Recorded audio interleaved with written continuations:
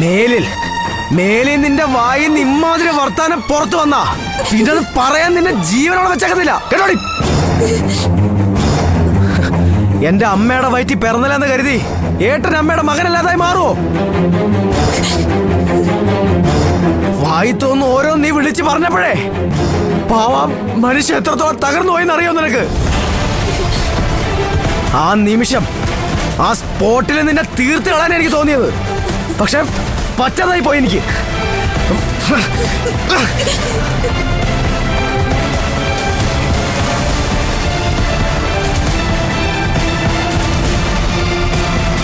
പ്രണവേ, ഞാനതപ്പോ പറഞ്ഞത് ആർക്ക് വേണ്ടിട്ട്?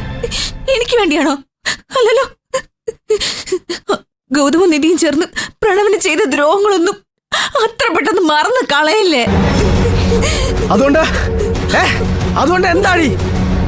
മനസാക്ഷി ഇല്ലാതെ പെരുമാറണം, അതല്ലേ നീ ഇപ്പൊ പറഞ്ഞു വരുന്നേ? അല്ലേ അല്ലേന്ന്? എനിക്കും ഏട്ടനും ഇടയില് ചിലപ്പോ 1000 പ്രശ്നങ്ങൾ കാണും. എന്ന് കരുതി ആ മനുഷ്യനെ എല്ലാ രീതിയിലും തകർക്കാന്ന് ഞാൻ ചിന്തിക്കുന്നു തോന്നുന്നുണ്ടോ നിനക്ക്?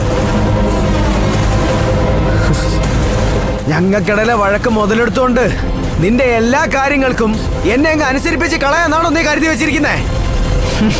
നിനക്ക് ആള് തെറ്റിപ്പോയി ശിവാനി. ഈശ്വരമംഗലത്തെ ഗൗതം ഗോപിനാഥ് ആരാണെന്ന് നിനക്ക് അറിയത്തില്ല.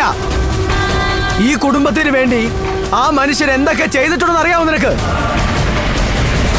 ഈശ്വരമംഗലം ഗ്രൂപ്പ് ഓഫ് കമ്പനീസ് എന്ന സ്ഥാപനം ഇന്നൊരു പ്രസ്ഥാനമായിട്ട് വളരുന്നുണ്ടെങ്കിൽ അതിന്റെ പിന്നിലെ ആ മനുഷ്യന്റെ കഠിനാധ്വാനമാ.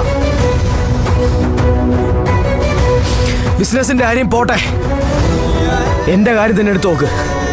സ്കൂൾ കാലം മുതല് എന്നെ കൊണ്ടുവരുന്നത് എന്റെ ഏട്ടനാ.